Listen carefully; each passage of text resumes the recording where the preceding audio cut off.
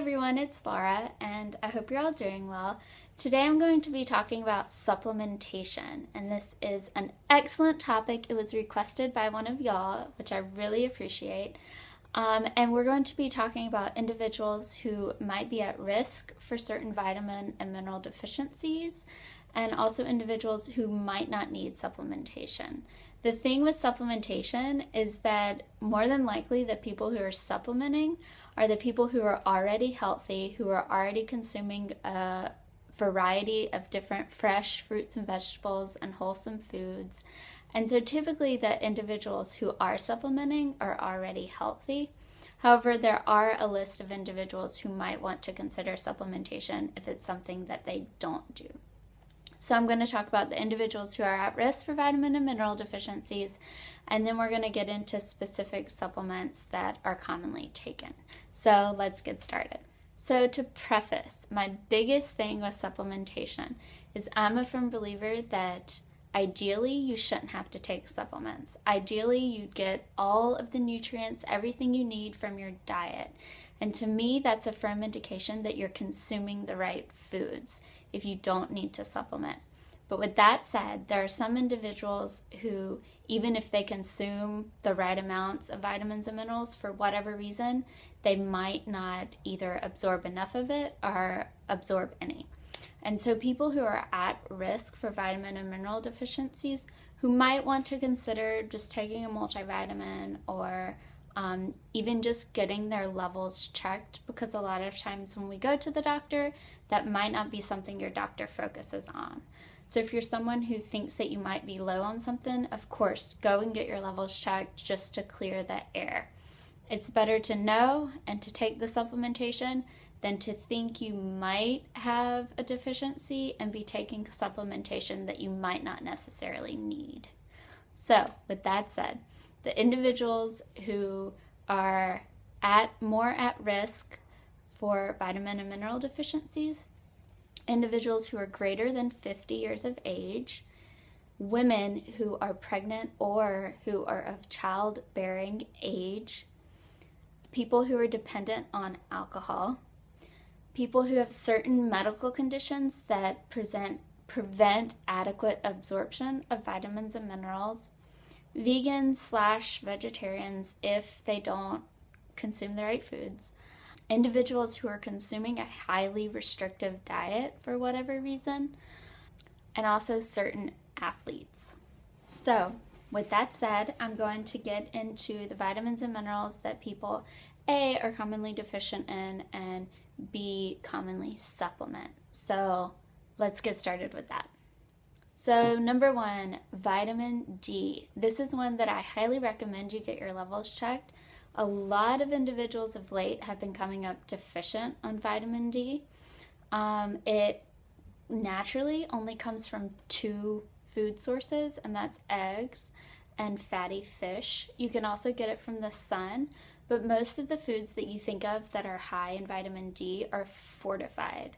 So like milk, dairy, all fortified. They don't naturally contain vitamin D.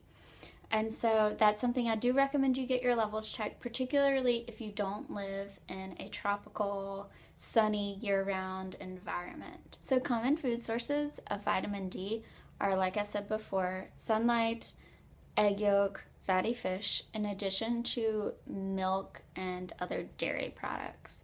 Where I get my vitamin D from is almond milk. The kind that I've been buying lately has 50%. 1 cup of almond milk has 50% of your vitamin D for the day. So I've just been drinking 2 cups of that.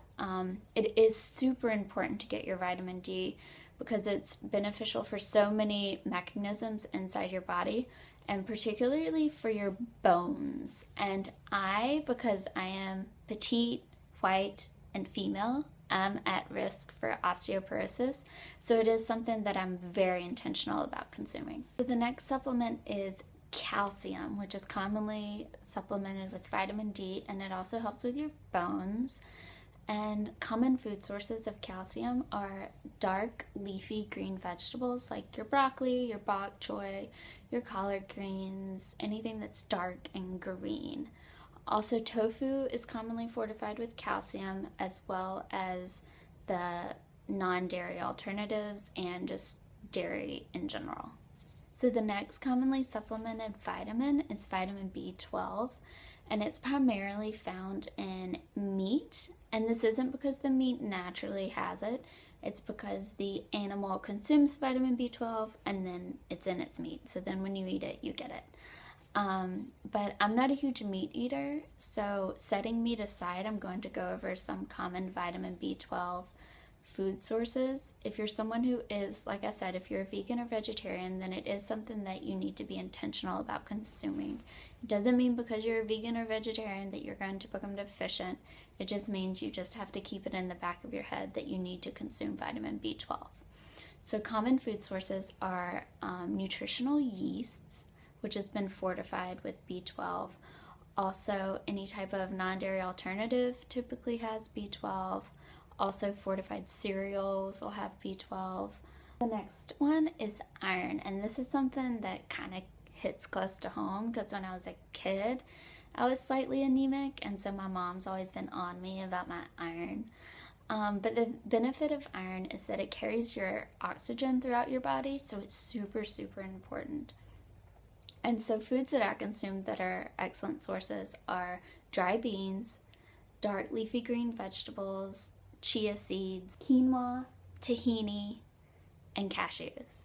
And of course there are other sources, but those are the ones that I primarily consume. Of course, meat has a ton of iron in it as well. The next one, omega-3 fatty acids.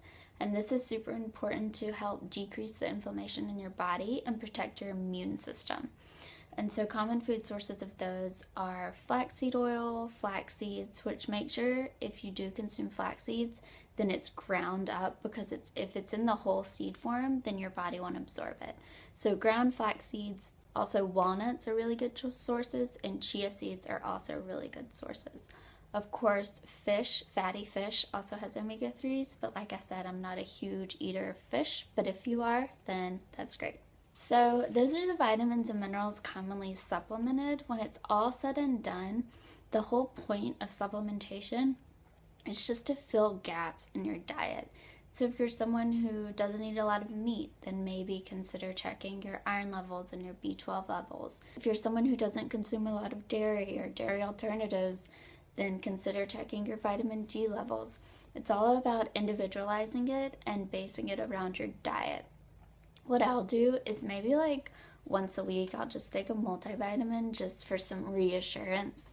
I believe that my diet does provide me with all my nutrients, but my mom gives me multivitamins, so I might as well take one every once in a while.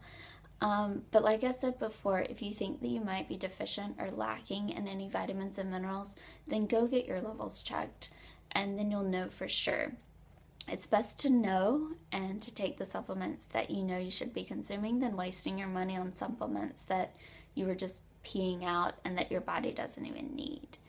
And so I hope this helped you out. If you have any questions regarding any other supplements or specific supplements that you want me to talk about, I know this video was broad and focused more on vitamins and minerals, but if you want me to get into more specific supplements that you're wondering about, then feel free to ask me and I'll make a video on those. I hope this video helped you out. If you have any questions or comments, feel free to ask. Also, give it a thumbs up if you like this video, and I'll make more videos like this. Don't forget to check out my website, which I'll link below, and I'm available for counseling, meal planning, whatever you want. Also, I'm constantly Instagramming and on Tumblr. I'm not a huge tweeter, but I'm trying to get more into it, so check me out on those. Also, don't forget to subscribe if you want to be notified when I put up new videos. And I hope you'll have a great day, and I'll see you in my next video. Bye.